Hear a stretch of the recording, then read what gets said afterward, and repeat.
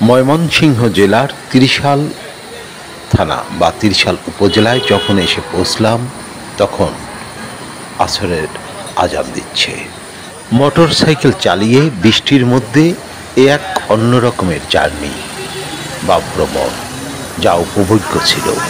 ঢাকা থেকে যখন রওনা দেওয়া হয় তখন কিন্তু রোদ্দুর ছিল, আর ঢাকা পার হয়ে আসতে সেই মিরপুর থেকে গাজীপুর পর্যন্তই প্রায় 2 ঘন্টার বেশি সময় লেগেছে।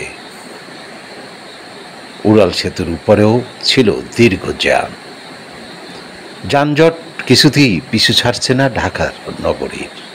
ঢাকার বাইরেও মোটরসাইকেল সহ জ্যামে পড়তে হয়েছে বেশ কয়েকবার।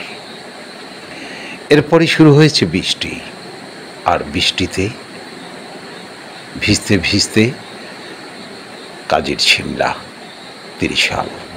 কাজীর শিমলা নামের সাথেই জড়িয়ে আছে কাজী নজরুল ইসলামের স্মৃতি। তিনি দীর্ঘদিন এই কাজীর শিমলায় কাটিয়েছেন তার কৈশোর যৌবন। ত্রিশালের নজরুল জাদুঘরটি এখানে।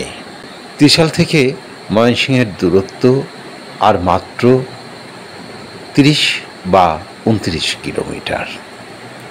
এই পথে প্রায় 1.5 ঘন্টার মতো দাঁড়িয়ে থাকতে হলো বৃষ্টির কারণে।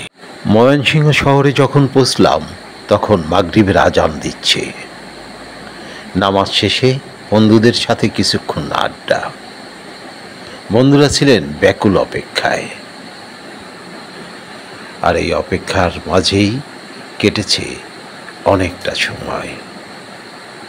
আরিফ আহমেদ, ময়মনসিংহ।